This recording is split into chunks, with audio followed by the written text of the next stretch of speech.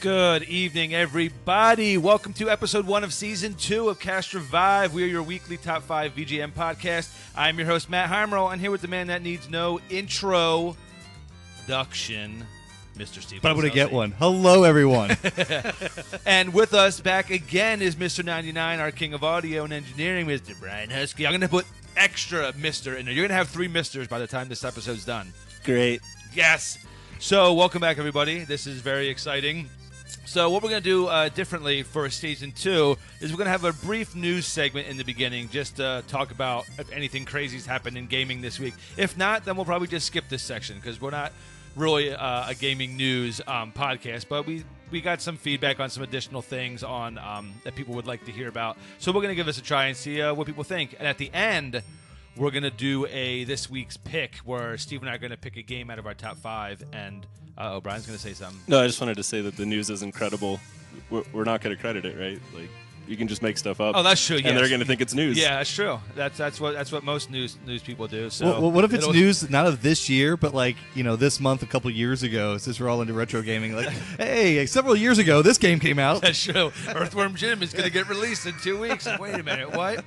So we're going to do, at the end, Steve and I are going to pick a game out of our top 5 that we recommend to you guys that we prefer out of our list for you guys to try and things like that. So we're going to try a couple different things out and see what you guys think and go from there. So before we get started with all that, Brian, what do we got on this intro track for us? It's Professor Layton in the Curious Village. Nice. Like, my only puzzle game that I like. I haven't played it. But I heard some good things about Professor Layton's series. If you like kindergarten level puzzles, it's good. It's still That's kind of advanced. It's still too advanced. Yeah, it's still too it takes me a while to work through most of them. But this episode, since this is our first one of season 2, is all about intro themes.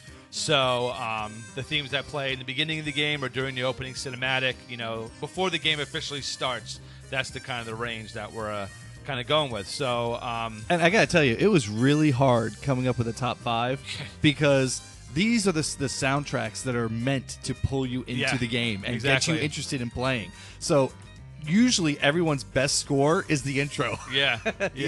No, it's true. I mean, the first thing that you hear, like after the Sega or something, this thing is that music. So you're like, this sounds amazing, or oh man, this sounds like garbage, Like the Barbie game that has really bad intro music, but the rest of the soundtrack is really key. So, anybody? Moving on. Anybody back me up?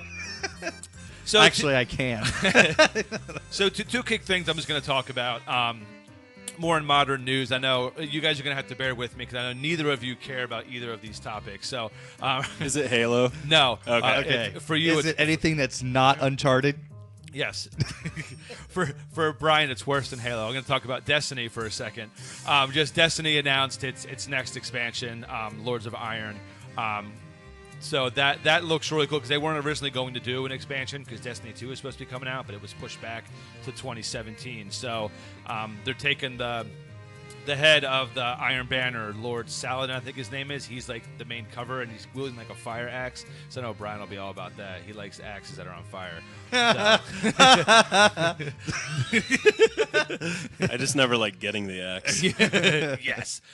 So that's kind of interesting. So we'll see what what happens with that because Destiny's been pretty much. I can't say Destiny's been dead, but it's dropped off a lot because they haven't had really any content. I think since last September, since the Taken King expansion came out. So they've had little updates here or there, but this will be the first expansion since. So it's interesting to see where they'll go with that. That and it's such a memory whore too. I mean, that thing takes up a lot of space. A lot of space. Yes, it's a very, very big game. I think it's like 48 gigs or something on the hard drive. Like that. Yeah, it was pretty crazy. But in other news, SGDQ, the speedrunning marathon, comes up in June, and registration for that has started. So if anybody's interested in that, they're doing Doctors Without Borders this time. So nice. That's really cool. Brian's looking at me. Are you going to register and do Dr. Mario? No, not Dr. Mario. Doctors Without Borders. Yeah, I should do it, but I hate Dr. Mario. I will never like Dr. Mario. And I don't like saying I don't like games, but I do not like Dr. Mario just because I'm so bad at it. I am the worst player in existence. I'm over here trying to rack my brain of other doctors in games. I'm like, what could we also... Dr. Light from Mega Man. Dr. Wily. Dr. Guy from Dr. Robotnik. Dr. Guy? Dr. Guy. We're going all evil now. Dr. Guy. Yeah. I don't know who that is. I don't know either. I thought that's what you said. Doctor the Guy? He probably is. There probably is a Dr. Guy in a video game. But anyway, the Speedrunning Marathon, if you guys are interested, check that out. They raised over $1 million for Prevent Cancer Foundation for AGDQ, and this time they're doing Doctors Without Borders. So just go to GamesDoneQuick.com and check out all the marathon schedule if you're interested in signing up, flying out there, and looking at the live event, all that good stuff. So, yeah. What's up? Oh, yeah. That's actually a really, really good idea. And I guess it would be. I'm actually really, really embarrassed that I didn't mention that first out the gate. We've been promoting it for the last, month and a half. We had our launch event party for Geek Street Station, and it was freaking phenomenal. Huge success. So thank you to everyone who came out to support it. It was an unbelievable. I mean, we had a packed house. We gave away $1,000 in prizes, and the crowd was really getting involved, and it was just an unbelievable experience. So we actually have a little thank you note post up there with a picture of all of us from the event, minus Steve, because he left. So we weren't able to get a picture of him in it, but we'll Photoshop him in or something when he's fishing or something like that. Photoshop him in twice the size of everyone else, like breathing fire. But it's on our GeekStreetStation.com. Go ahead and check out the website. We're covering all of your geek needs, all the way from comics to video games, board games, all that stuff. So Science, yeah. We do everything, literally everything. So to go to the website, you'll see we'll have all of our stuff, blogs, podcasts, videos, everything is going to be on that hub. So GeekStreetStation.com. And we'll be on For Geek's Sake podcast, or I will at least, on Tuesday. We're going to do a review of the party, the launch event, and all that stuff. So, all right, I think that's enough Jibba jabba. Intro stuff. No, not jibba jabba. I think it's time to jump into the top 5. I think that's why people are really here to listen to what our intro choices are. if that's what you want. That's what I want. So let's go ahead and let's skadoosh it on my number 5.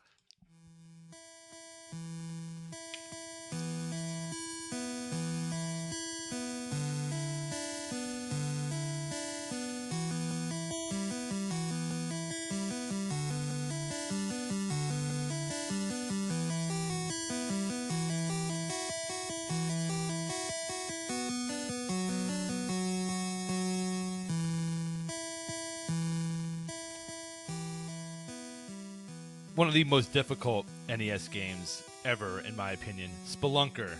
I've never actually played. I have it, but I know what it looks like, and for me, it looks like it reminds me of Lode Runner. I can see that. That's what it reminds. Just going up and down the ladders and picking up little treasures here and there. The hardest thing about this game is everything. This entire game is about precision. You have to jump at the right angle. If you jump an inch too high, your guy dies. So you can't drop down. You have to. Everything is done in a very certain way. It's very, very frustrating. Isn't your guy's name something Digger? Like his name's like Stanley Digger or something like that. I don't know, honestly. I think it is. I don't know, honestly. It was a play off of Pitfall and something else. And the game Digger. There you go, the game Digger. But yeah, I mean, you started at the top. You ran, you got bombs, you got keys, and you had to go back and forth to get through these doors. You just kept going deeper. You just kept spelunking down, and it was just a brilliant game. Super hard, but did you have weapons or anything in that game? You had like a pistol gun that you could shoot ghosts with. Excuse me, and it was weird because a ghost would chase you. You wouldn't leave. You had to turn and and then you just see the ghost slowly disappearing and stuff. It was really weird. And you had bombs to blow up rocks, and it was really cool. Interesting. Yeah, it's something you have to experience. I was telling the guys earlier that I won a retro gaming tournament at our first holiday match. Sorry, this is the last game that they played, and I was so excited because I think I was the only one there that heard of it and actually played it. So everybody who was trying it, half the people couldn't get off the first platform because they were a little too high and were jumping off. Why am I dying? So I was like, you got to go down just one click and then you go. And I almost got through the whole first stage without dying. So I was like, whoa, this guy's legit, man. That precision reminds me of Donkey Kong. Mm-hmm. When you're on the second stage and you're with the girders. Yes. And and they're going down, and if you're slightly off, but Mario falls to his death. Yeah. Even if it's as high as he is, and he dies. Like, whatever. You look like how does he fit through these tiny little holes the first time? So it's but yeah, Spelunker, super fun, and they actually they did a newer version on PlayStation 3 that I downloaded. You could do 4 players and stuff like that. Ooh. It was a lot of fun. Is that Spelunky, or is it just Spelunker like remastered? I think it's just Spelunker remastered. What's Spelunky? Spelunky is a different game. Oh, okay. It's not for kids. No, because I thought no. That's the one that. Oh, jeez. That's the one that's on Steam, right? Spelunky. And I think Brian's done. Yeah, I think it's a similar style game, but I don't think it has any. It's not a take on like. It's not like an updated version of the original. It's like a third party, like a independent kind of. Yeah. So, but yeah, the new one was pretty cool because it let you play 4 players and stuff like that, and it was a good time. Good time. So that sounds awesome. Spelunker, check it out. NES, super key, super awesome. I might go check it out when I'm done with this podcast. You better. But before you go, I wanna hear your number 5.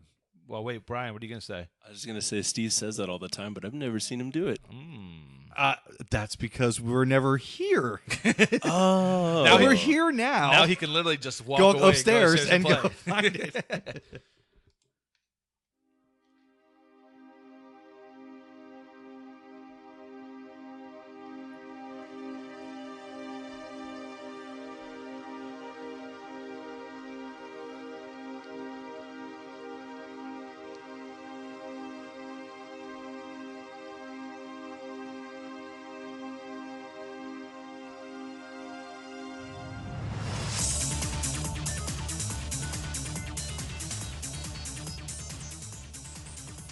One of the best games ever released for the PlayStation 1. Virtual Boy. No. I was actually going to say Virtual Fighter. I don't know why I said Virtual Boy. That's a console, technically. This is Einhander. Einhander, nice. Why this game is so amazing? Well, let me tell you. First off, it was done by Square.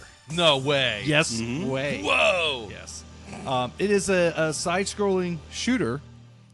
Much like R-Type or anything like that, but it's not true side-scrolling. It's almost like 3/4 because you're not behind the ship. You're more like just catty-cornered, and they call it Einhander because the ship that you're in has this mechanical arm that can hold weapons. So you can have one at the top, and you can swap it so that it spins around to the bottom, and then I think the weapons have a different kind of ability depending on where they're at. And the bosses were huge and intricate, and the music is all like techno. And I mean, this right here is pretty much like almost the most calm track on this whole soundtrack. This is pretty good quality sounding audio for PS1. Yeah, it's pretty good stuff. And the graphics were amazing, and it's the only game that Square did like it. Nice. Yeah, nice. This is like a bullet hell too, right? Like you get in there and like the enemy ships are. Oh yeah, super hard to. Yeah, you have to like the more you upgrade your weapons. It's kind of like, think of it like Contra. Like there's just random different weapons going by all the time, and whichever one's better for a specific boss is what you want to keep as you go through. Nice. But yeah, this game's just amazing, and it's so vibrant, and it gives depth to the game. It doesn't feel like a flat linear. Right. Even though you're on a rail, you're really kind of not. It's hard to explain. You got to play it. It's amazing.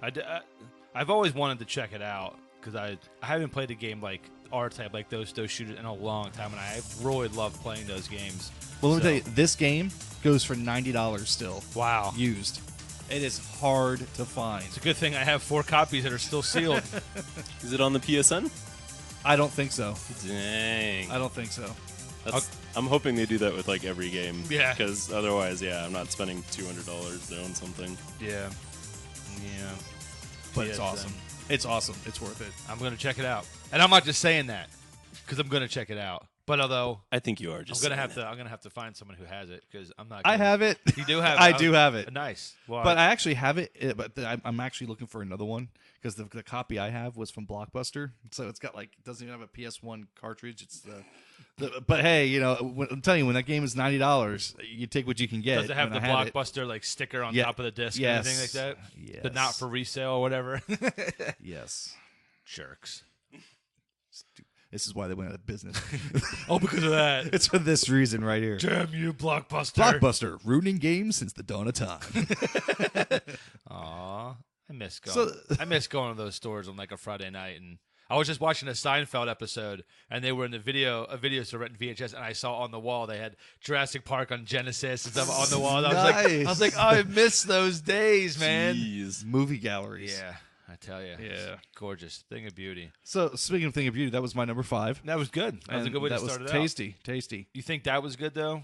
Are you ready for my number 4? Because sometimes I'm not ready for anything that you play because sometimes it's hit or miss, but usually it's. I've already started to take my shirt off, so get ready.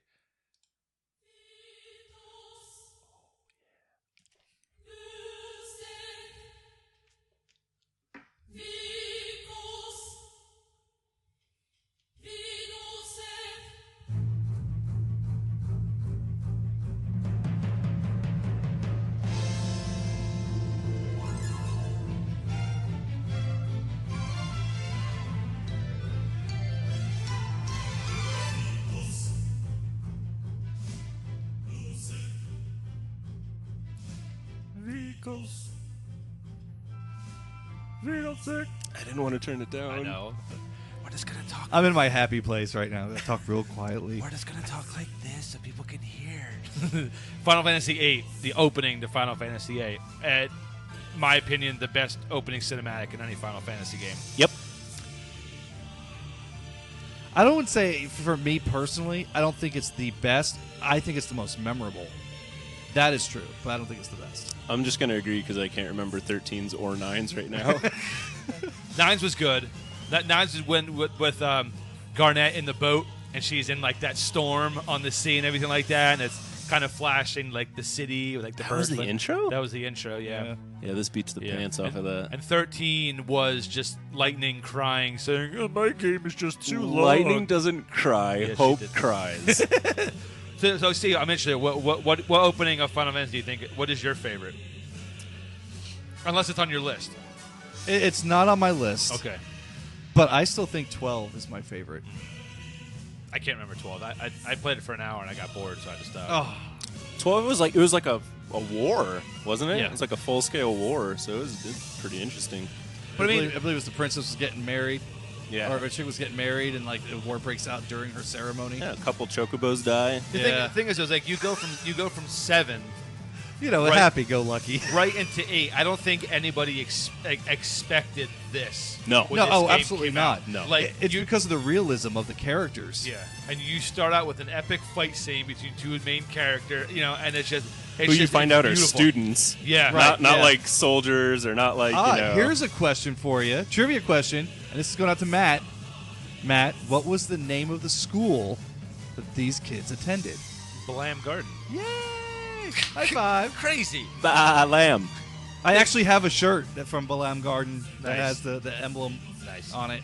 8 has been rising on the ranks of my Final Fantasy games. There's only one section of the game that bores me, but it's not enough to make me dislike it when they're in like the desert area. Yeah. It gets very slow when you have to go in and disarm like the nuke missile that's going off. The prison? No, it's after the prison. Oh, okay. It's after like when you're doing that aerial fight scene. It's after that, but it's just like there's just one section. But I love all the things you can do in this game. You can literally never beat it at level 1. You never have to level up in this game. I think you did tell me that. Yeah, because we did the playthrough for the whole project. We have it so you can play through the entire thing without ever leveling up. So it's so cool. It's so cool. Interesting. Yeah, because the boss you can leave every fight, and the bosses don't give experience. Right. They just give AP. So and since everything scales, the bosses don't level. They don't. Yeah, so you can just fight everything your main level. So, that's fantastic, actually. And you do a bunch of card games to get cards to get the weapons and upgrades that you need to go through. That's awesome. It's so awesome. Just the cool things you can do, and the lore and the story. Because there's a lot of stuff people saying like, is Renoa actually Ultimecia, from the future and stuff. So there's a lot of really cool fan theories out there about the game. Is Kyros Squall's dad? That would be interesting. No, it's Angelo, actually. It is Angelo. Angelo's Squall's dad. That is canon now.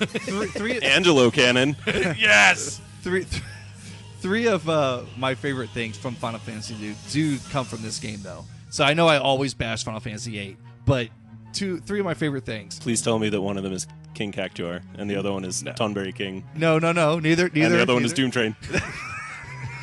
No, neither of those.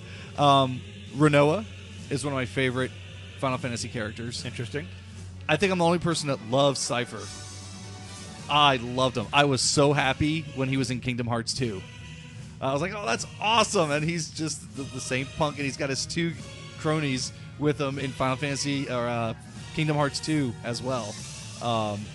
And Tetramaster. Tetramaster is cool. I loved Tetra. I was like addicted to that, like crack.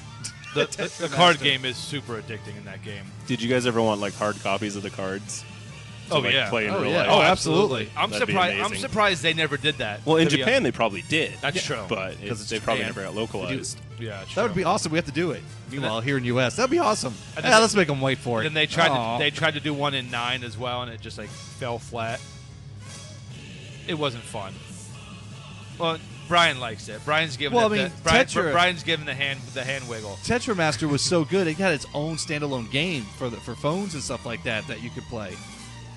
And for Final Fantasy 11, right? Yeah, you could pay for that separately just to play Tetramaster. And a version of it is in 14 now, like as part of the game. Yeah, that's right. That's right. Yeah, I think you could do it in the Golden Saucer. You can go to the Golden Saucer and get started, and then you can go around the world doing Tetramaster. Oh man, the Golden Saucer is in 14. Yeah, they added it in. It's called the Manderley.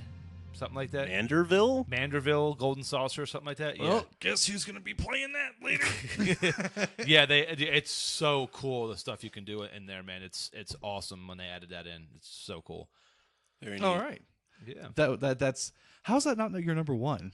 Because that is a tough track to try to beat. Wait to see what follows. Oh yeah. Oh yeah. Yeah. Trust me, it is hard, but these other tracks just they get me going a little more. But I'm interested to see what gets you going. No, this isn't it. Oh, God.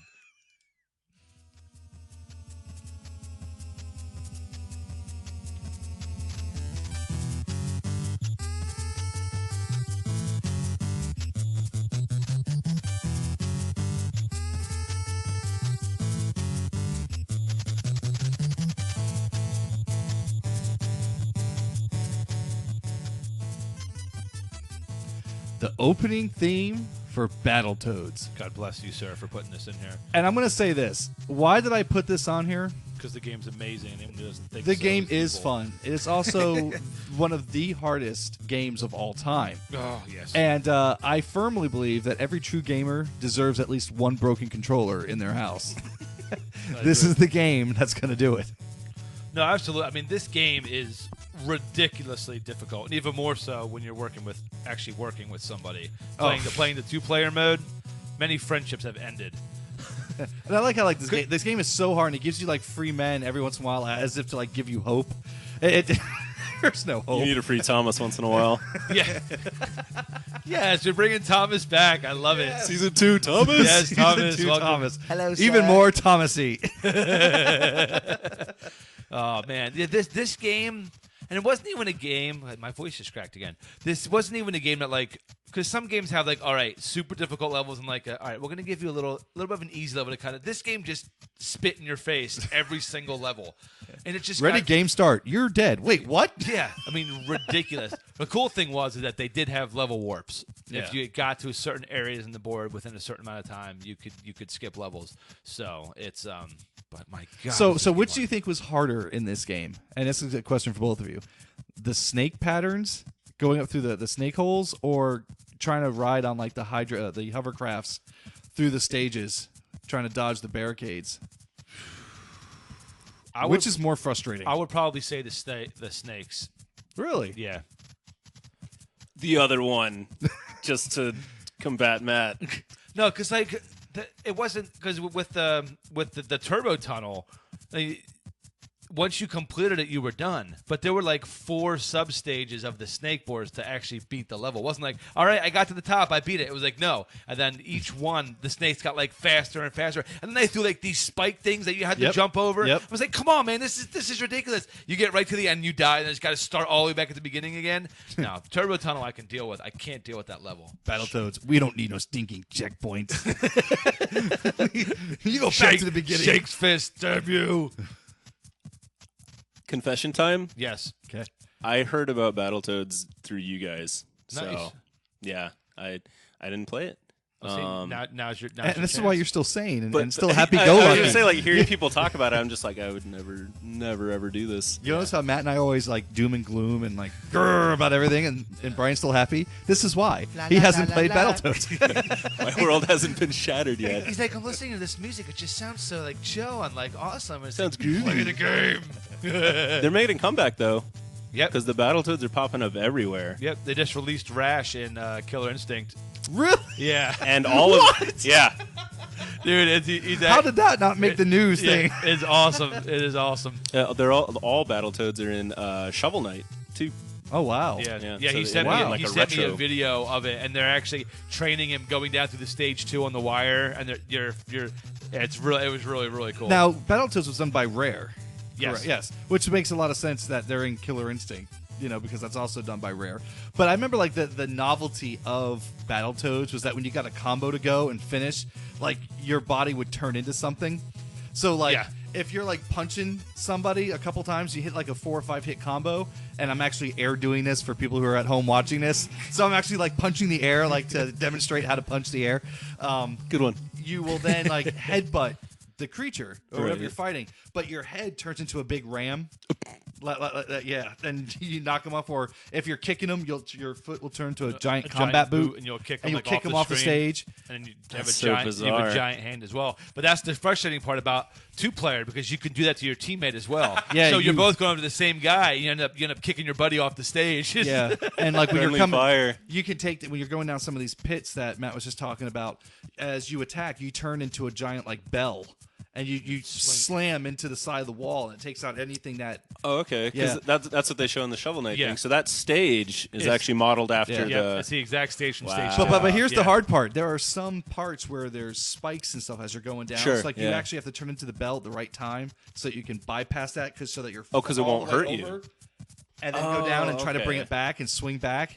Yeah, it's so... It's crazy. You'll try it. I'm going to pause. I have it on my computer. computer. He's going to come back a broken man.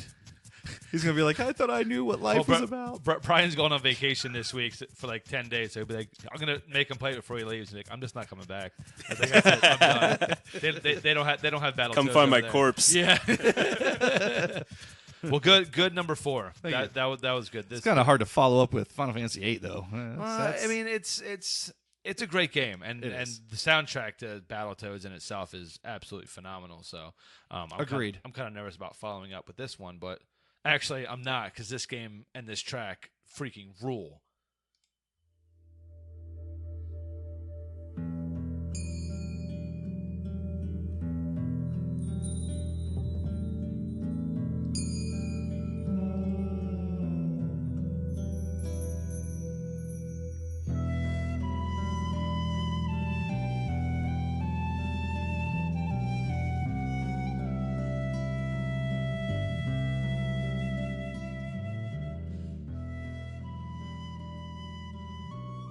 I'm just going to talk briefly about Chrono Cross for a second, because it's going to kick in soon, and I'm going to shut up and let Brian turn it back up, because when it kicks in, I'd literally want to get up and start doing the hand jive.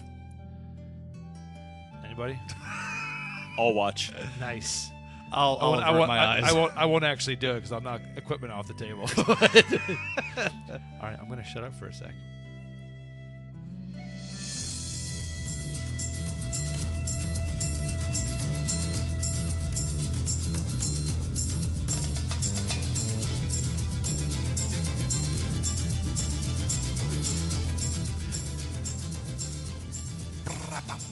So Chrono Cross makes its Season 2 debut. Yep, and the ending theme to Chrono Cross was on my ending theme. So and a whole episode was dedicated to Chrono. There's going to be a whole episode of Chrono Cross. It needs to happen. The problem is that like now all the good stuff is it's taken. not going to be like just a top 5. Like it's going to be a top 10. Right. Because the entire soundtrack of Chrono Cross is it could be my favorite of all time. It's very good. It's unbelievable. You got it for me as a birthday present one year, and I just fall asleep to it every night. Yeah. It's just it's so well done. It's unbelievable that like I don't know. It's not up there. Doesn't. Why did they make music like this for a video game? Yeah. That's yeah. I mean it's. I almost want to start crying. It's so awesome. This one gets me going. This reminds me very much of Wild Arms. And I know you and I spoke about that before, even on the podcast. We spoke about Wild Arms and how, you definitely, being a fan of Westerns and stuff like that, you should absolutely play that game. Yeah. I mean, look at this, man. It's just like... it's great. It's great. No words. No, I mean, I've said it before. I I still need to beat this game because, I lost my save file, when I was playing it originally, and I need to go through it again. And it's just... I've watched. I know how it ends. I've seen multiple playthroughs of it, but I need to go through it for myself. Just to say I've beaten Chrono Cross because it's in my top 5, if not my number 1 soundtrack. It's just perfect. So when you go through it again, who would your party be? Oh, it's gonna be the same. I'm gonna have Possible and I'm gonna have Razzie or whatever the fairy. I gotta continue where I left off with that original party. And then when I play through it again on New Game Plus, I'll switch it up. Fair enough. Then I'll go with Bones, the Skelly, and I will grab Pierre. Pierre? Yeah. Pierre? Yeah. Is there a Pierre? There is a Pierre. Okay. I'm just surprised that you would go with Pierre. It's just the first thing that popped in my head because there's like 40 characters in this game. You got to go with Guile. Guile. Because that's rumored to be Magus. Okay. Oh, okay. Really? Okay. You got to go with Orcha, the chef. Yes, the chef was cool. Okay. And you gotta go with Sprig, who can turn into the monsters. Nice. She's the goblin lady that can turn into all the monsters that you fight. Nice. Who's your favorite from Chrono Cross? Oh God. There's a couple. I like Turnip. I really like Turnip. He's a turnip. Nice. And there you go. Yeah. Hi guys, can I join? Sure. I do like Grobik and Norris. They were kind of my faves for a while. Grobik is cyborg backwards, so he's like this game's robot. Oh, okay, that's cool. Norris is like a police officer from the future, maybe. And yeah, let's go with those guys. So, is Cross considered to be like a direct storyline sequel from Trigger? Is it?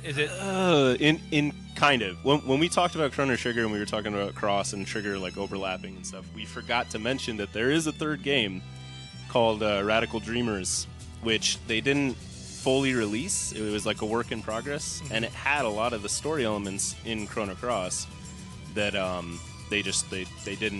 they like terminated. They changed so many things because that Radical Dreamers was more of a direct correlation from Trigger than Cross was. But then when they made Cross, they changed all this stuff. Gotcha. So you should be able to have like the turnip dude like on your team with the chef dude on your team, and they have like a super attack where he cooks him and eats him. Yes. That'd be awesome.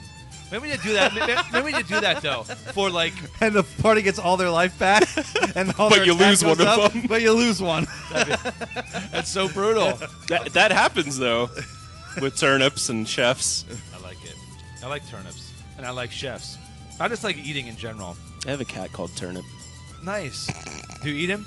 No, I don't. Oh. I don't eat that cat. Is his name based off of this character? No, Tibetan Turnip. Harry Potter fans. Tibetan Turnip. I am a Harry Potter fan. Because she's a Himalayan. I didn't read the book. She must have been a book character. It was just like a brief mention. Turnip. All right. What am I going to name this cat? Reading. Hey, there we go. There you are. You're this now. I do have a strong desire actually to go through the Harry Potter games. They actually, some of them look kind of interesting. There's so many of them. There are so many of them. But we digress. Yes. Yes. All right. So yeah. So as much as I just want to have this song play like forever and ever and ever, you know, unfortunately we have to move on to Steve's number 3. Do you know what I've noticed? we are heavy RPG fans. Yes. Oh yeah, we are. Because like in all of our top 5, somewhere there's an RPG stuck in And there. we're mainly like PS1 earlier. Yeah. It's just because it's not that I don't love modern games. I don't have enough attachment to them yet to have them warrant making my list. There's a lot of games out now that have absolutely amazing music, but I haven't associated memories with them yet to have them high enough to make my list. So if we redo this when PS4 is retro. Yeah, I mean 10, 15 years from now, I might look back. Well, I remember when I was playing Uncharted 4. But I mean that's it though. Like in 20 years, my opinion may change and be like, hey, you know what? I have a lot of memories with Mortal Kombat X. You know, and be like, this soundtrack is my number one. It's just you don't know. Well, then keeping strong with that retro theme, we're going on to my number 3. Good luck following up Chrono Cross.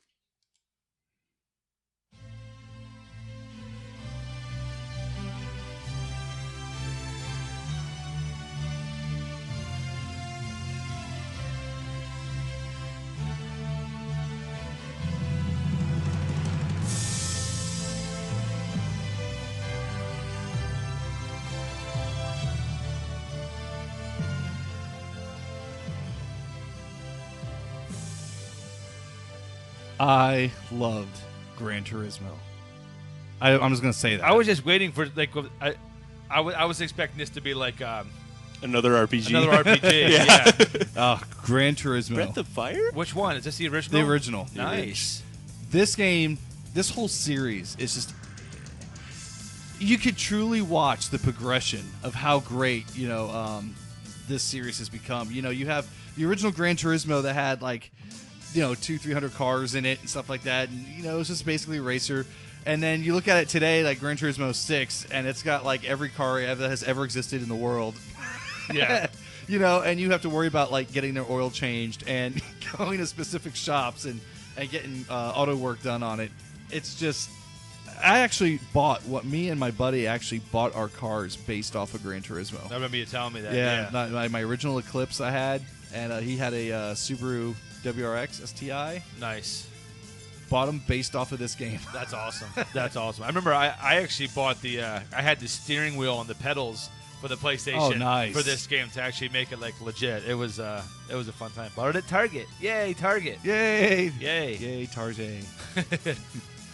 I was just gonna say, this also actually has some of the most annoying, most aggravating races that they can put on, like Nuremberg in Germany. There's especially in the newer Gran Turismos, you actually have to race it for 24 hours. Yeah, real 24 hours.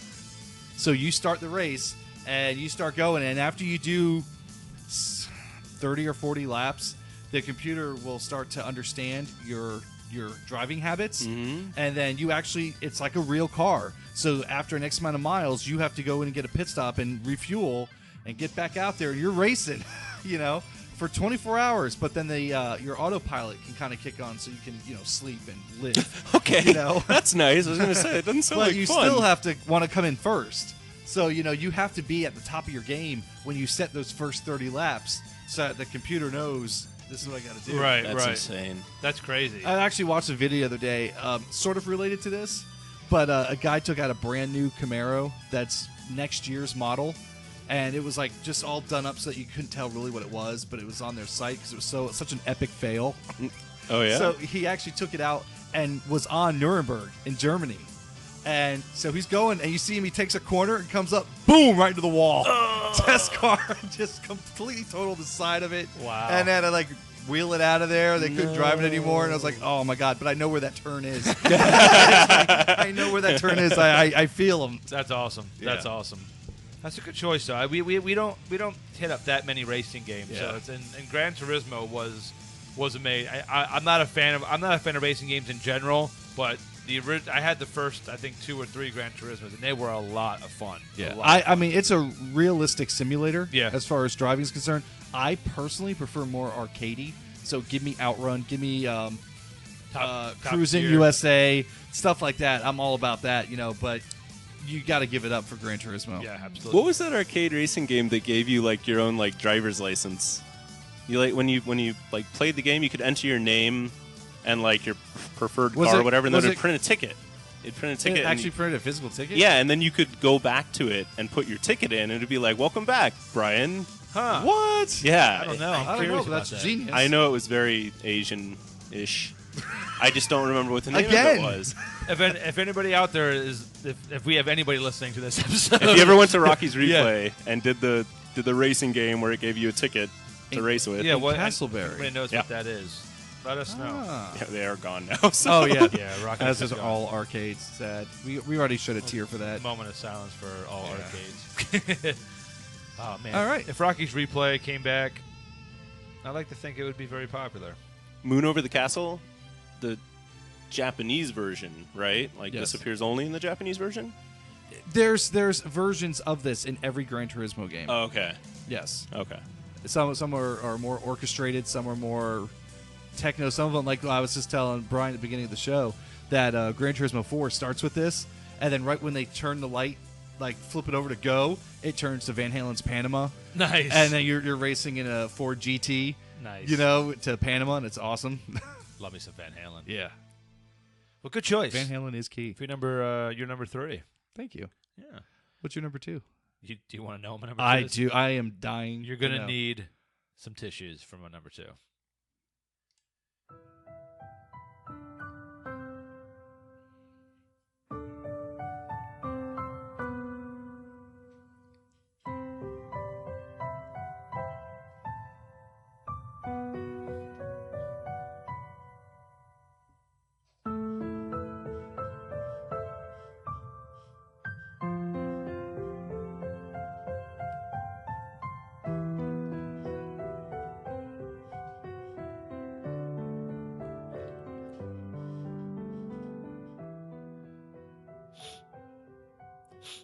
Love Final Fantasy X. What's wrong, Titus? You sad? Final Fantasy X.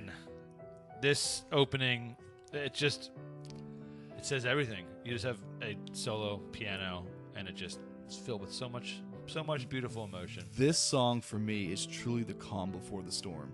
Yeah. You know, you're just like, this is so oh. You start playing the game, like, what's happening? And then you go right into like the Blitzball song. Yeah. Like, ah! Giant evil whale. No, it really is, because it's like I said earlier, like how some boards have that calm middle board to lay down, like because the opening sequence was them around the campfire. Yep. That's actually toward the middle point of the game. And all their weapons are like set in like a pile. So oh my God, Sin is really the windfish From Zelda? Oh.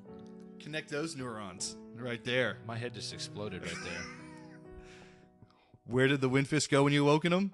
He went to Xanarchy. Hey. And started killing lots of people. Killed everyone. Thanks, Maybe Link. they're the ones who trapped the windfish. So Titus is actually Link in another Link's dimension. another reality.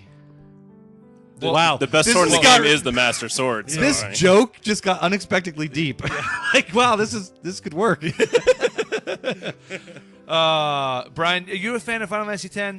You're not, right? Because you hate Titus. I just don't like Titus. I don't. Okay, so all of the Final Fantasy games have like a central theme, right? Yeah, sure. So like 7's was meteors, 8's was love, right? 9 was purpose, and then like 10 was love again, or daddy issues, or Nepotism. I think Nepotism. God doesn't exist, or something weird, right? I think like, 10 was hope. 10 was hope. I think 10 is hope. See, If you think about the story as a whole, Yeah. and like everything that transpires within it, it's all based on hope and belief and 13 is loosely based on hope because he's a character. well, The worst character ever made. No, sorry. I didn't mean that's to a throw you- character, not a theme. No, I don't know. 10 only offers me Waka, Riku, and Kamari. Yep. And No, apart from those, I could take it or leave it. Yeah. No, I can understand it. I love Titus as a character. I just I don't know. For some reason, when I played it through it the first time, I was just like, this is, and yeah, Waka and Riku. I mean, it has a great cast. Yuna I could do without. Yeah. I'm more of a Yuna fan in X2. Yes. So I think Yes. I agree, I actually. think her character became really, really cool in X2, not just because she's not wearing as much clothing, but she's dual-wielding pistols is more of a badass. So, but X2 loses its leg to stand on by introducing Pain, which I saw no purpose to.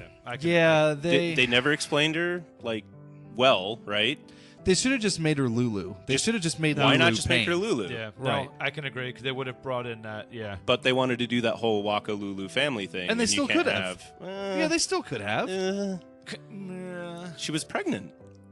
Yeah, she was. She was pregnant. You can't have a pregnant lady running and turning into a blue mage. No. That's true, but they could have had that happen between 1 and 2. Like, she had a child. Hey, I just had the baby. Waka, you're on parent duty. Exactly. I got some stuff I gotta do. World's best mom. No, I would have enjoyed it if it was Lulu. World's best mom. I agree. If they have done something like that, to say, okay, our child is 3 years old now or whatever. Because that's what they tried to do. They made Lulu a fighter, and that's what Pain is. The timeline is askew because the whole purpose of 2 is to find Tidus, right? Why anyone would want to do that, I don't know. Finding out if he's really dead or not. Right. But I have to tell you, X and X2 was some of the most convoluted story. Because if you don't follow it, I've played through it several times. I own it now, the originals. I have it for the PS3, and I have it for the PS4.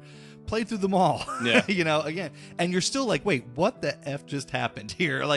Yeah. I don't understand how they got from this point to this point. And, maybe in 2 they'll sum it all up. No, it makes it worse. I didn't know what Seymour's purpose was. Seymour was there, and then you fought him, and I had no idea that he appears again later as Sin. I didn't know that. Mm-hmm. That was never clear to me. He summoned Anima, and the greatest, coolest looking, very cool looking. Actually, when you first, not when you first meet, when you first go to Seymour's house or his place, that cutscene when you're walking through, feed me Seymour. When you walk through and it's got the holograms of what Xanarkand used to look like, and you're walking through, I'm like, that was just breathtaking. That was amazing. That probably would have looked really cool on the remastered. It versions. does. Yeah. It does. But it looks exactly the same, though. Really, I mean, it was that well done that. Yeah. Sure, it's a little high def, but the sphere grid is where it's at. Yeah, Sphere Grid is awesome. You had so much control over your characters and how you want to level them. That was brilliantly done. The only thing that I think they did better with the Sphere Grid was in 13, and I know there's a lot of haters on 13, but with 13 though, is not only were your abilities like that, but your gear was like that.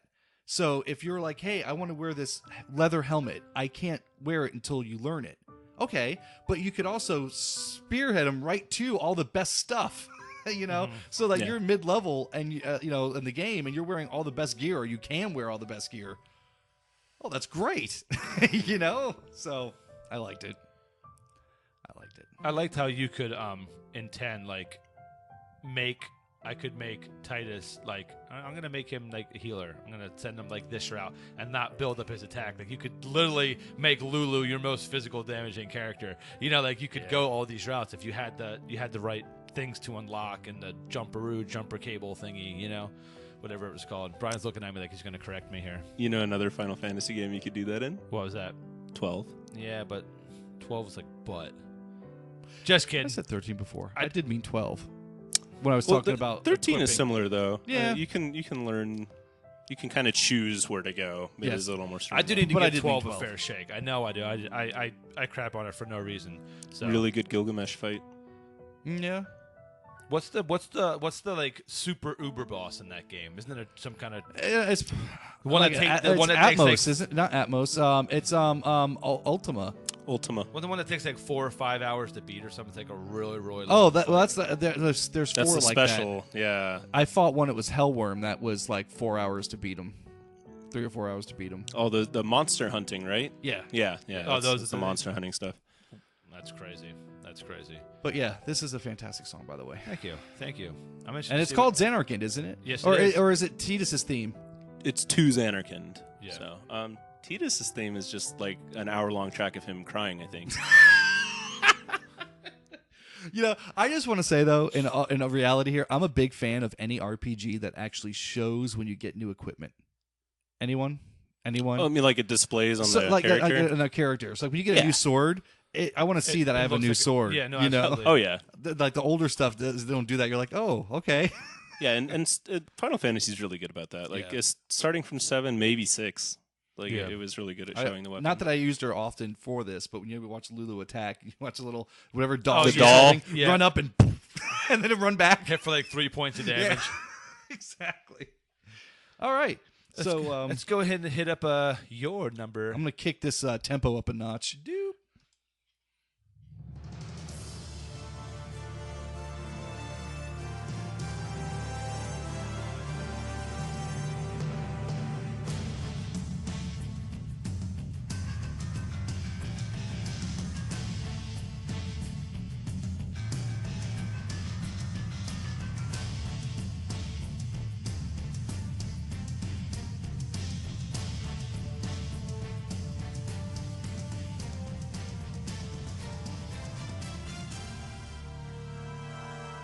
There have been so many games in this series and each one actually got better and better as well.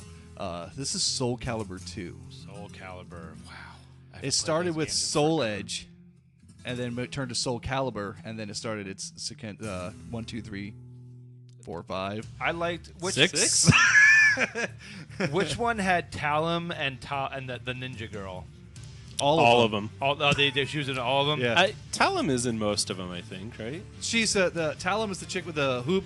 No, Talum has the tonfas. The tonfas. And Taki is the ninja. Oh, Taki is the ninja. That's who I always use. See, awesome. I lost a track of who's in each game when they started letting you design your own character. Yeah, agreed. True.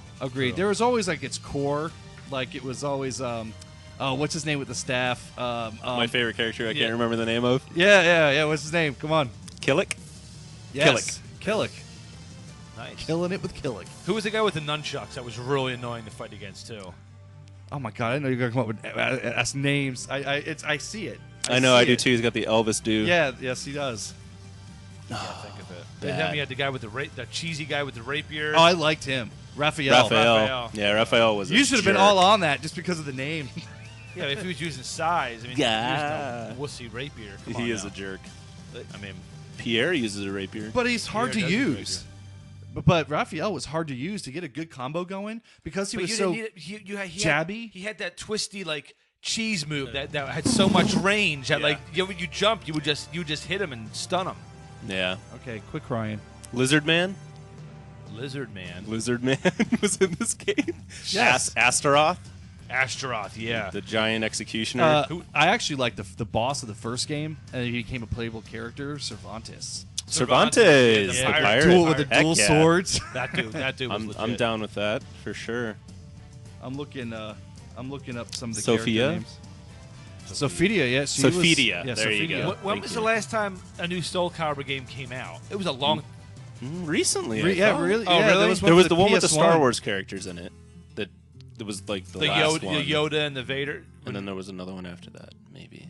Because I never hear especially like CEO and like other like big gaming tournaments. Like I never hear Soul Calibur. It's which is unfortunate because that game actually takes a lot of finesse. I compare it to Tekken. Like you can go. Anybody can go up there and button mash. But by the way, Maxie was the name. It just came to me. Maxie. Oh, good puppy. Yeah, good puppy with some nunchucks. That's my dog name. So there is no Soul Calibur 6 just yet. No. Okay. It's in development. Ivy with the whip. She had the sword that turns to a whip. That's right. Who's the girl with the pole arm? It was like the female Killick. She had a really weird name. Yeah, no. Sungmina? It was no. Hold on. I know it. I'm going to get to it if I don't find it soon. Valdo. I hated Valdo. Oh, I love Valdo. He was awesome. He was weird. And this is the game that, speaking of Tekken, Yoshimitsu was actually from Soul Calibur before he became a Tekken character. He was cooler in this, though. Yes, he Or maybe was. the style fit better. Yeah, I remember what you're talking about. She has like the pole arm with the spear. It's a halberd. She has like a dagger at the end. Yeah. I can't think of her name. Siegfried?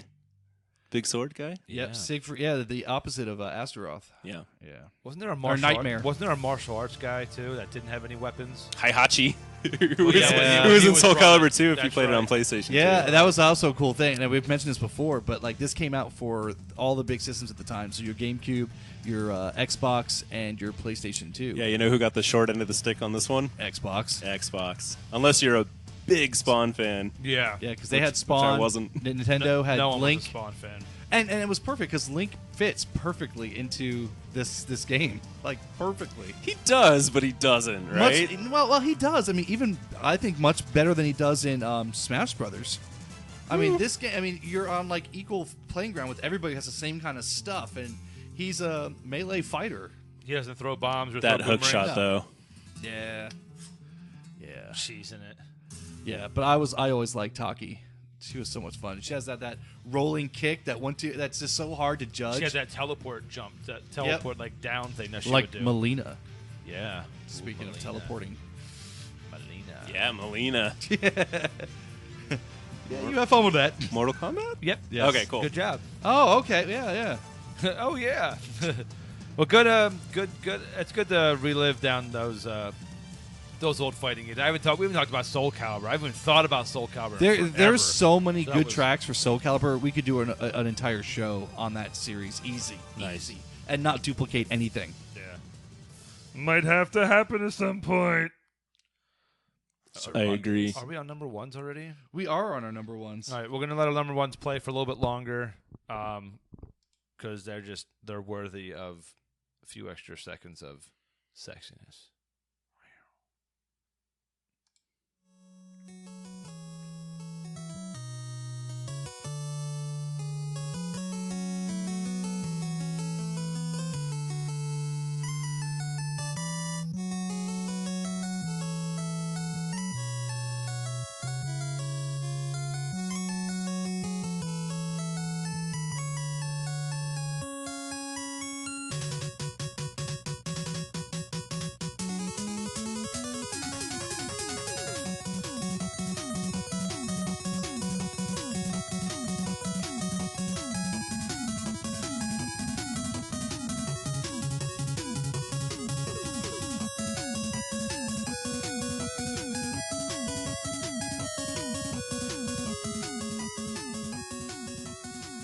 I challenge anyone in the history of existence to come up with a better opening track to a game than Mega Man 3. All I could hear was It is not possible. It is not. This track is freaking amazing, man. all I could hear is the The Mega Man drum. I love it. There's so many things going on in this track, and it starts off kind of like, all right, and then he just because he's standing it's panning up like somewhere like the Empire State Building, and you see Mega Man there without his helmet on. Without his helmet. Then as soon as it gets up, it just kicks in. You're just like, oh my god, I just want to start kicking the crap out of Spark Man, and I love it. When you told me that this was your number one, when you sent me the list, I was like, there's no way. But I hadn't heard it in so long. I looked it up and I was like, I get this, man. Yeah, this is amazing. That jazzy intro, then it leads into this. It's just there's so many key changes and stuff in it. It just it's freaking true great. Capcom way. And this is my favorite Mega Man. This is the Mega Man they introduced the slide. They introduced Rush. They introduced Proto Man. Snake Man. It's got Snake Man. It did introduce Snake Man, yes. It has. It also retired Snake Man. Yeah, exactly. Magnet Man, Hard Man, Top Man, Shadow Man, Spark Man, Snake Man, Gemini Man, and Needle Man. And it's Needle Man. Needle Man. Needle Man's awesome. Did he play a giant record? What? Yes, Nice. he did. That'd Nice. be great. Why were there any female villains? Maybe they were females. Oh no, I guess they are. But they're ended man. up mans. It's all man. They're all robots, right? I mean, technically they're neither. Yeah, true. But you can't call them Needle and Snake. What wasn't I guess there? you can. Bot. Isn't there a Bot. Japanese version, a different Mega Man that has a female character? Well, Mega Man has roll. Yeah, it has roll. Yeah, and that comes from him being called Rockman. But Right. Rock and roll. No, but I mean, I thought there was an actual. And Tron Bond. There's a. I think I'm right on this. I'm gonna look it up. I'm gonna look. You this do up. that. Yeah, because I know I've seen it played at I know I've seen A it played female online. Mega Man? Yeah, I think it's one of those homebrew style games. Well, then that doesn't count. Yeah, that doesn't count then. It's still a game. What are you talking about? Oh, That okay. absolutely counts. No, he makes a valid point. it If you've made a game, it's a game. Yeah, come on now. Have you made a game, Steve? No. No, I have not. I'm working on the adult version of Tickle Me Elmo. So, Mega Man 3, greatest Mega Man in existence. This is the greatest opening track of all time. This also had some of the best Wily stage music. Yes, it did. Oh, I'm remembering This game has everything, Yeah. dude. Everything. To be fair, Mega Man 3 is actually a lot of people. In most people's minds, it is the best Mega Man that they've ever done. Yeah. 2 and 3, right? Yeah.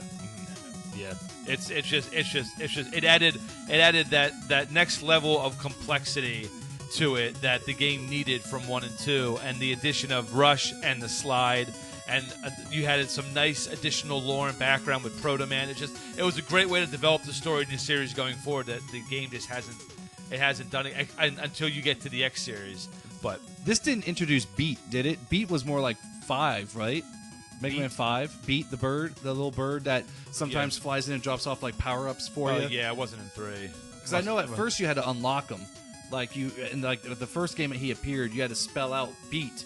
Oh, you really? had to find all the letters, kind of like RC Pro-Am style. You had to find it all. But then in future games, he was just there. I know in 8 he comes and helps you on like the flying stage. Oh, nice. Yeah. Nice. I'm more familiar with Mega Man 1 through 4, and then Mega Man X. I didn't touch much 5 and well, 4, 5, and 6 came out when the Super Nintendo was new, so not a lot of people bought 4, 5, and 6, which is unfortunate. But at the same time, they didn't make a lot because Nintendo was already focused on the Super Nintendo, Mega Man X. Right. So everybody was playing Star Fox at that point. That's very true. You know what I'm saying? That's very true. Oh, by the way, just kind of side note, you know, I went and cleaned all my games. I opened up Star Fox. It is insane inside. Like the other ones have just like, you know, you have your basic board on there, circuit board. It's weird. I'll have to show you. It's like flat discs inside that are like put onto the circuit board, and it's not like any game I have. Even Stunt Racer, which also 3D. has the FX chips in it. It's absolutely bizarre. I've never seen anything like it. Just wanted to throw that out there. Nice. Those are all for the special stage where you fight the giant slot machine. Yeah, the slot machine. Nice. Yes, we've talked about that. Yeah. Well, that was my number 1. Steve, I hope you liked it, and I hope you have something that comes close. I don't think I'm going to beat your number 1, but I'm going to give it a now. good try. I like it.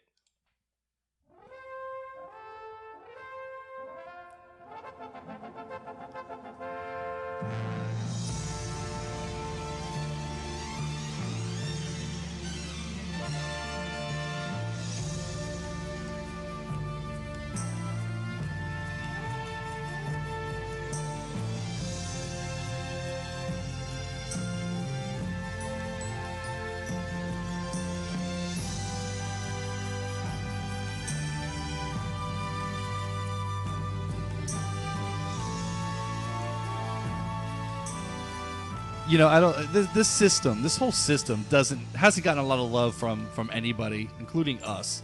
This was for the Sega Saturn, and this is Panzer Dragoon. Nice. This game was the hardest to find game for the Saturn. The rail shooter. And yes, it is, and it's also like the keystone of the Sega Saturn.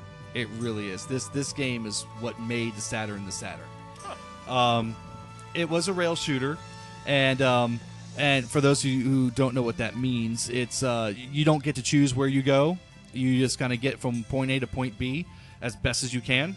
You are riding a giant dragon, and what was kind of cool about it is that you have a blaster when you're riding on this dragon, so you can shoot things, and your control, instead of controlling you, you actually control the reticle on the screen, right? And as you target things, you can shoot at them.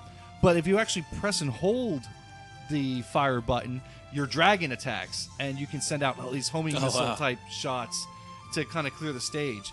But yeah, I mean the backgrounds were breathtaking.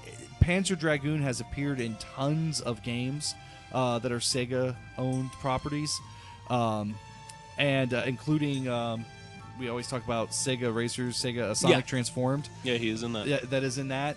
Some of the stages, and I thought was fantastic, and all the music is great. And as a matter of fact, Panzer Dragoon Orta is one of the harder to find games for the Xbox. Nice. We did something on Orta once, didn't we? We talked about it. Yeah. We talked about Orta. Yeah, absolutely. Yeah. You know, it really is a fun series. If you like rail shooters, you'll love you'll love Panzer Dragoon. I mean, they are some phenomenal games, and it was actually I was thinking of this song I could never ever find. It played during a commercial when the commercial was promoting Panzer Dragoon, but I don't believe it was a song from the actual game. I think it was a song they picked from something, and I can't find what it was, and it always got me pumped up. So it's got to be from a movie or from something I just never found. And I'd listen like to the sagas, like the soundtracks, and I was like, it's not on here. What is it? I wonder. Seriously, now I wonder if you can find that commercial on YouTube. You got to YouTube that commercial, and then Shazam the song, or something like that. You can Shazam recorded, like. But how would it know? How would it know? You know, because as long as music was playing, it could pick it up and then tell you what the name of the song was, at least. I forget what the Shazam disclaimer is on like where it'll work. But well, you try it. I'm gonna have to look it up and see, because because they'll credit the music now. I've been looking at it. I've been looking for it for a while, or like trying to find it, but I actually never tried YouTube, so I'm an idiot. All right. You need to find something. Where do you go? Going to my I went to the library. Area P. I'm trying to think of rail shooters I played, and I can only think of Pokemon Snap. Pokemon Snap is a really good example of rail shooter. House of the Dead. House of the Dead. Okay, is a good example of rail shooters. Time Crisis, Resident Evil. Yes, they're on a boat. It's called First. Oh my God! I remember Dead Aim. Resident Evil Dead Aim. That's right. They sold it with a gun, out of the ether. Right? Yes. Yeah, they sold it with a gun. Yep. Time Crisis. It should have been Barry Burton's revolver. Virtual Cop. Virtual Cop. Is that the pedal one, or is that Time Crisis? Time Crisis had the pedal. The pedal. When you press the pedal to come up out of cover. Cover rail shooter. That's arcade style. My wife loves those games. Those are like her favorite. Was there an arcade where you were in it? Yeah, of course there was. Where you were like in a helicopter, and you had to like shoot. You had to go through the city, and you had like a machine gun. That probably was one of the Time Crisis games. I remember that, but it's not like a licensed franchise or anything. It was just that game in the arcade. I want to say it's very much like Silent Scope. Yeah. Silent Scope. But I just remember the gun being like massive, and I was like, yeah. It wasn't Silent Scope, but it's along those lines. Yeah, I do know what you're talking about. I went to Vegas once with my sister when I was like 12, and I just sat in the arcade and played that for 2 days straight. Well, who wouldn't? I mean, what the hell else is there to say? Area 51 was a good rail shooter. There's so many good ones out there. Yeah. That Aerosmith game. Operation Wolf. Operation Wolf. There you go. Holy shnikes. That game used to scare the pump out of me. Dude comes up out of Were there wolves in it? No. It was a military shooter. Rambo. Yeah, and I used to play it when I was a kid in Wildwood, and the arcade that was across the street. And oh man! And it had a sequel. Had a sequel. Remember the name of the sequel? No, I did not. Mechanized Attack. And you had Uzis for your gun. Uzis. Mechanized Attack. It's the only game I actually owned for the TurboGrafx 16. Nice. Yeah. Final Fantasy VII had a rail shooter. Which one was that? In Golden Saucer. I'm trying to think which game it was. You could ride the roller coaster, but you'd like shoot all the things. Oh. Right? The only one I ever played in the Golden Saucer was the motorcycle chase and the snowboard. Yeah, those are the two. Was the best. And the submarine. I used to do the submarine one a bunch too. Why? Because I liked it. There's not a lot of good submarine games. There need to be more. Silent Service was good. Silent Service was freaking cool. Yes. Sub Hunt. For the Intellivision. Yeah. Dropping them. Brian, your turn. Give me a sub game. Hunt for Red October. I said that one. Yep, I got that one. Good job. So Panzer Dragoon, that's my number one. Good choice. Thank you. So out of your 5, if you had to recommend one game for somebody to play like right now, what would you pick? And it can't be Battletoads, because I wouldn't do that to somebody. I would honestly easily pick Einhander. Nice. That game is fantastic. Very good. And it is at the perfect level of difficulty all the way through. So it's like, it's not super hard either. It's not super easy either. Right. It's a nice, you won't get so fed up you want to throw something. Right. Kind of difficulty. Good choice. Thank you. For me, it had to be Spelunker. It looks like we're both going with our number 5s on this one. Spelunker, it's a great game. It's very, very difficult, but if you've never played it, you probably won't play another game like it, because it's it is. If you like precision games, then this game is for you. So check it out. Well, it's easy for me to say. Go check it out. Go buy an NES and a cartridge and go play. Have you beat it? Yes, I have. Nice. So it has an ending. There is an end to it. Mm-hmm. Yeah. Very good. So a long time ago. It's problem I'll never be able to go through again because it's difficult, but it's fun. So I recommend you go try it. I won't do it. Brian, do it. We're gonna have Brian play Spelunker and then follow it up with Battletoads. That's gonna be his evening project. I'm gonna play Spelunky and then fight frogs. Meanwhile, in the obituary section, strangling himself with his own NES cord. So that was a good season 1. That I love doing intros and or love episode 1, season 2. You were gonna correct me and I caught myself. See, when I have to go to the mic, yeah. I'm a lot more predictable. He's going to say something. He's going to say, think quick. Wait, what did I do wrong this time? Wait, oh, yeah. Curse you, Emerald. So, as always, follow us on all of our social media, Facebook, subscribe to us on iTunes. We're on Twitter, CastRevive. Shoot us an email at castrevive@gmail.com. And follow us, join us on GeekStreetStation.com. You'll be able to find all of us as well as our other friends on there for Geek's Sake and the Thirsty Gamers. We'll do blog articles, and you can catch their podcasts on there as well. So if you want to listen to us and see what we have to say, Brian's writing articles for us on there. So you'll find he's got some really, really cool things that he's doing for us on there. Thanks. I'm not going to tell you what it is because I want you to go there and read it. But hint, hint, its main character's name is Bean Teeth. It's very cool. And my wife is writing some app articles on there as well. So, again, check us out on all that stuff. Thank you guys for joining us for the first episode of Season 2. And we're going to leave you with the intro to Skyrim. See you next week. See ya.